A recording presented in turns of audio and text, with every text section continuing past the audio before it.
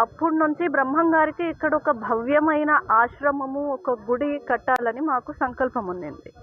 బ్రహ్మం గారు కాలజ్ఞానంలో సూర్యనంది నుంచే ఆయన మళ్ళా వచ్చినప్పుడు, వీరభోగ సంతరాయలుగా శ్రీ రామధర్మజుడు వచ్చినప్పుడు ఇక్కడి నుంచే ఆయన ధర్మ సంస్థాపన మొదలు పెడతాను అని ఒక వరము ఇచ్చున్నారు. ఆయన సంకల్పం అనడానికి కూడా లేదు, అదొక మనకు ఒక వరము, ఈ స్థానం నుంచి ఆయన మొదలు పెడతాను అని అనేది. అయితే ఆయన వచ్చేటప్పటికి ఇక్కడ ఆయనకు ఒక గుడే కాదు, ఆయన నిలయంగా ఒక ఆలయం ఉండాలి అని, ఆయన ఎప్పుడు వచ్చినా ఆయనకు ఒక సింహాసనము, ఆయన నివాసంగా ఒక ఆలయము కట్టాలి అని సంకల్పం ఉన్నది. ఆయనది వరము కాలజ్ఞానంలో చదివి అది త్వరలో మొదలు పెట్టబోతున్నాము. ఆ సంకల్పంగానే మళ్ళీ సూర్యనందికి ఈరోజు రావడం జరిగింది. నేను తర్వాత హిమాచల్ ప్రదేశ్లోకి వెళ్ళాను, హిమాలయాల్లో. అక్కడ పైగా హరిద్వారు ఇంకా ఎన్నో గొప్ప ధార్మిక స్థానాల్లో చాలామంది ఆచార్యులు వాళ్ళే నా దగ్గరికి వచ్చి నాకు అన్నీ నేర్పించి వెళ్ళేవాళ్ళు. అట్లా నేను సాంగోపాంగంగా అంతా వ్యాకరణము ఇత్యాది శాస్త్రాలన్నీ చదువుకున్నాను. బ్రహ్మంగారి కాలజ్ఞానాన్ని కూడా ఇంకా అందరికీ తెలియజేయాలి, ఆ సందేశం ఇంకా బాగా మన ఆంధ్ర వరకే కాదు మొత్తం విశ్వానికి తెలియాలని ఆయన పురాతన గ్రంథాల నుంచి ఇంగ్లీష్లో, హిందీలో ట్రాన్స్లేట్ కూడా చేశాను కాలజ్ఞాన వాక్యాలు. ఇది పబ్లిష్ కూడా అయ్యింది, హిందీది అవ్వబోతా ఉంది. ఆయన ఆరాధనకి చెయ్యాలని ఒక సంకల్పం. ఇప్పుడు మనం చాలా క్రిటికల్ మూమెంట్లో ఉన్నాము. ఈ సమయము ఎంత వీలైతే అంత సదాచారము, ధర్మాచరణలో మీరు స్పెండ్ చేయాలి.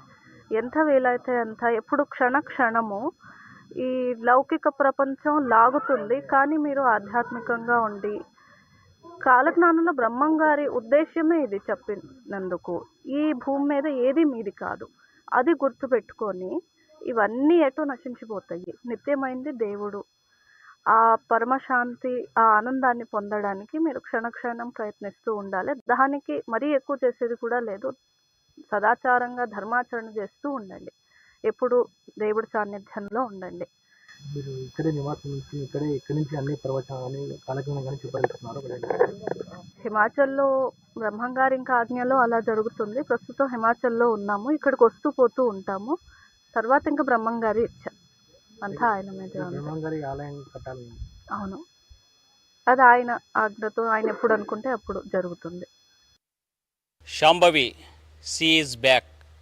ఈ పేరు 2008, 2009 ప్రాంతంలో ఒక సంచలనం. బాలయోగిగా ఉన్నటువంటి శాంభవిని మొత్తం వివాదాలు తన చుట్టుముట్టాయి. ఆ నేపథ్యంలోనే తను బాలిక ఉంది, తన చదువు పాడవుతుంది, తనకు చదివించాల్సినటువంటి బాధ్యత తల్లిదండ్రుల మీద ఉంది, సామాజిక కార్యకర్తలు కొంతమంది కేసేసిన తర్వాత ఈ సూర్యనంది ప్రాంతంలో ఉన్నటువంటి శాంభవి ఎక్కడికి వెళ్ళిందో తెలియదు. కానీ ఒక్కసారిగా ఈ నెల 10వ తేదీన సూర్య నది ప్రాంతంలో మళ్ళీ తలుక్కుమంది వీరబ్రహ్మేంద్ర స్వామి మళ్ళీ జన్మించబోతున్నాడు. ఈ ప్రాంతం అంతా కూడా పట్టణంగా అభివృద్ధి కాబోతుందనేటువంటి కాలజ్ఞానంలో ఉంది. కాబట్టి మళ్ళీ ఆ శాంభవి ఇక్కడ రావడం జరిగింది, ఆ ప్రత్యేక పూజలు చేసింది. మరోసారి శాంభవి రాక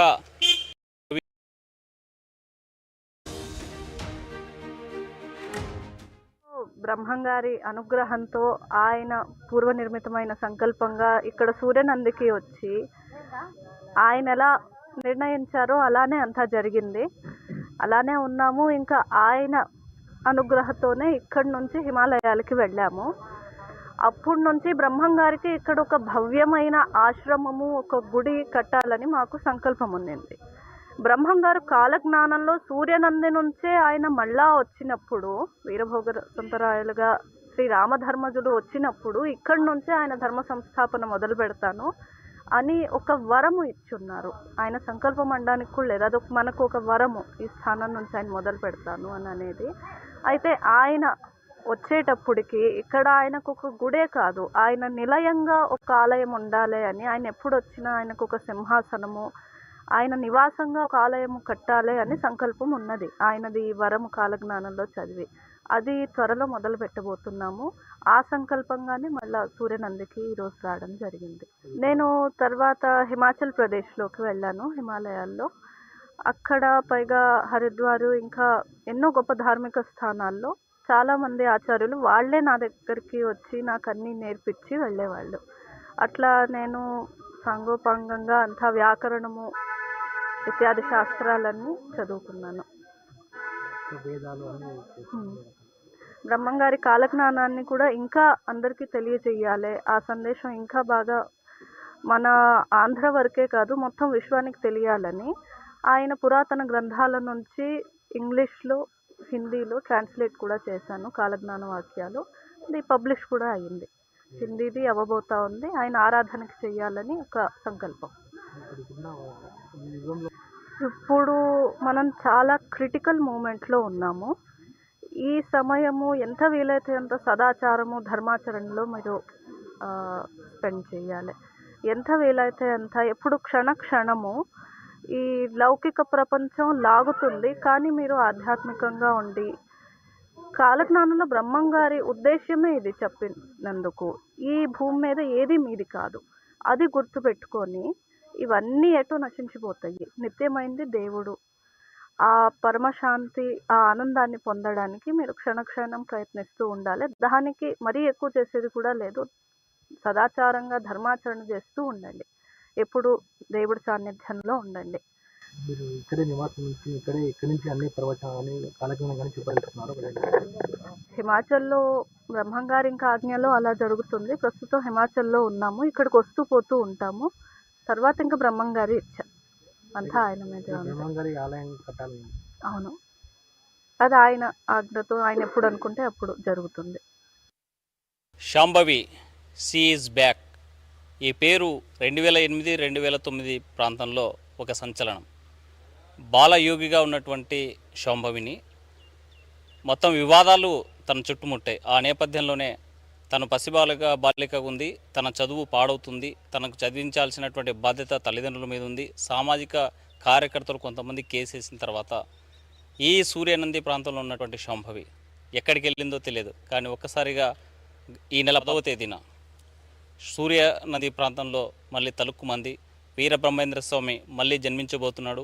ఈ ప్రాంతం అంతా కూడా పట్టణంగా అభివృద్ధి కాబోతుందనేటువంటి కాలజ్ఞానంలో ఉంది. కాబట్టి మళ్ళీ ఆ శాంభవి ఇక్కడ రావడం జరిగింది. ఆ ప్రత్యేక పూజలు చేసింది. మరోసారి శాంభవి రాక ఒక సంచలనంగా మారింది. శాంభవి రాకతో ఈ సూర్యనంది మరొకసారి వార్తలకు ఎక్కింది. అసలు శాంభవి యొక్క చరిత్ర ఏంది, ఆ శాంభవి ఎవరు, శాంభవి ఎక్కడి నుంచి వచ్చింది, ఎక్కడికి వెళ్ళింది అనేటువంటి అంశాల మీద మనం ప్రస్తుతం సూర్యనంది సంబంధించినటువంటి ప్రాంతంలో ఈ ప్రాంతంలోనే 2008-2009 ప్రాంతంలో శాంభవి అనేటువంటి ఒక బాలయోగిగా మారి తపస్సు చేసి తమకు మేధోశక్తి ఉంది, తను దేవతామూర్తి అంటూ ఆ ప్రచారం జరిగింది. ఆ నేపథ్యంలోనే పెద్ద ఎత్తున కూడా వివాదాలు చుట్టుముట్టాయి. ఆ తర్వాత శాంభవి అనేటువంటి బాలికతో పాటు తన తల్లి కనిపించకుండా వెళ్ళిపోయింది. అయితే 13 సంవత్సరాల తర్వాత మళ్ళీ తిరిగి శాంభవి సూర్యనందిలో కనిపించడంతో మరి వార్తలకు వచ్చాయి. అసలు శాంభవి ఎవరు అంటే అంశం మీద స్థానికంగా చాలామంది ఇక్కడ స్థానికులు పురోహితులు ఈ శాంభవి ఈ ప్రాంతంలో తపస్సు చేసినటువంటి యొక్క ప్రాంతం ఉంది. ఆ ప్రాంతం ఎక్కడ ఉంది ఏంటనేటువంటి అంశం మీద ఒకసారి చూద్దాం. బాలయోగి శాంభవి నడయ అనేటువంటి ప్రాంతం ఇది 2008-2009 ప్రాంతంలో కిక్కిరిసేటువంటి భక్తులు ఒకసారిగా తమ జ్యోతిష్యం చెప్తుంది, కాలజ్ఞానం చెప్పబోతుంది అనేటువంటి 8 ఏళ్ల బాలిక ఈ ప్రాంతంలో సంచలనంగా మారింది. ఈ ప్రాంతంలోనే శాంభవి యొక్క భవిష్యవాణి వినేందుకు సుదూర ప్రాంతాల నుంచి చాలామంది భక్తులు వచ్చేటువంటి పరిస్థితి ఈ ప్రాంతంలోనే తిరిగింది. ఈ ప్రాంతంలోనే క్యూ కట్టి ఏదైతే మనం తిరుమల దేవస్థానానికి క్యూల ద్వారా వెళ్తామో అలా పోటెత్తినటువంటి జనాన్ని కంట్రోల్ చేయడానికి క్యూ లైన్లు ఏర్పాటు చేసి శాంభవి చెప్పేటువంటి కాలజ్ఞానం కోసం తన అనుగ్రహం కోసం వచ్చినటువంటి ప్రాంతం ఇది. ఈ ప్రాంతమే మనం ప్రస్తుతం చూస్తున్నాం. శాంభవి ఈ గదిలోనే ప్రత్యేకంగా తపస్సు చేసి తను కాలజ్ఞానం చెప్పిన తర్వాత ఇక్కడే కాసేపు సెదదీరి తను మరీ వీరబ్రహ్మేంద్ర స్వామి యొక్క తపస్సులోకి వెళ్ళిపోయేటువంటి ఈ గదిలోనే తను ఉండేది. అయితే ఈ ప్రాంతంలో ఉన్నటువంటి కొద్ది కాలంలోనే శాంభవి అనేటువంటి పేరు, శాంభవి అనేటువంటి బాలయోగి వార్తలోకి ఎక్కింది. ప్రస్తుతం ఇది చూస్తే చాలా చిన్న గది. మొత్తం ఈ గది యొక్క ఎత్తు కూడా కేవలం 8 అడుగులు మాత్రమే ఉంటుంది. చాలా చిన్న గది. ఈ గదిలోనే ఆ శాంభవి ప్రత్యేక పూజలు చేస్తూ ఇక్కడే నివాసం ఉంటూ తపస్సు చేసుకుని ధ్యానం చేసుకునేటువంటి ప్రాంతం ఇది. ఈ ప్రాంతంలో శాంభవి ఎప్పుడు నిత్యం ఉండేటువంటి పరిస్థితి ఉండేది. అయితే వచ్చేటువంటి భక్తులకి సమయానుకూలంగా తను బయటకు వచ్చి కాలజ్ఞానం చెప్పేది అనేటువంటిది చెప్తున్నారు. స్థానికంగా మనతో కొంతమంది ఉన్నారు. అంటే శాంభవి ఇక్కడ ఉండేటువంటి క్రమంలో, ఇక్కడ పూజలు చేసేటువంటి క్రమంలో, తపస్సు చేసేటువంటి క్రమంలోనే వాళ్ళతో శాంభవితో ఉన్నటువంటి స్థానికులు, ఈ ఆలయంలో ఉన్నటువంటి కొంతమంది స్థానికులు ఉన్నారు మనతో మాట్లాడడానికి. చెప్పండి పెద్ద, శాంభవి తనకు ఇక్కడికి వచ్చినప్పుడు ఎన్నేళ్ళు ఉంటాయి, అసలు ఇక్కడ ఎలా ఉండేది? ఇంకా 6-7 ఏళ్ళ పాప అప్పుడు వచ్చినప్పుడు పాప ఒకసారి శాంభవి అనేది ఇంత పాప, చిన్న పాప వచ్చి బాలయ్య కానీ పిలుస్తుండ్రు ఇక్కడ. అంటే తనకు మహిమలు ఉన్నాయి, తపస్సు, కాలజ్ఞానం తెలుసు అని మొత్తం భక్తులు వచ్చేవాళ్ళు కదా, అప్పుడు ఎంతమంది వచ్చేవాళ్ళు, ఎలా ఉండే పరిస్థితి? అప్పుడు మొత్తం దండిగానే భక్తులు వస్తుండ్రి. కాకపోతే కాలక్రమేణా కొద్దిగా తగ్గిపోయినారు లాస్ట్లో. అట్లా ఫస్ట్ మాత్రం బాగా చెప్పేది నమ్మకంగా జరుగుతున్నాయని చెప్పి కొంతమంది వచ్చినారు. బాగా ఇక అక్కడి నుంచి ఇక్కడి వరకు బాగా కీలైన ఏర్పాటు చేసి మచ్చుకుండ్రి. లాస్ట్ మూమెంట్లో తగ్గిపోయినారు అన్నమాట భక్తులు. కొంత మాట మరి కొంతమంది అసలు శాంభవి ఏం చేసేది? చిలుకలతో కూడా మాట్లాడుతాను పాప.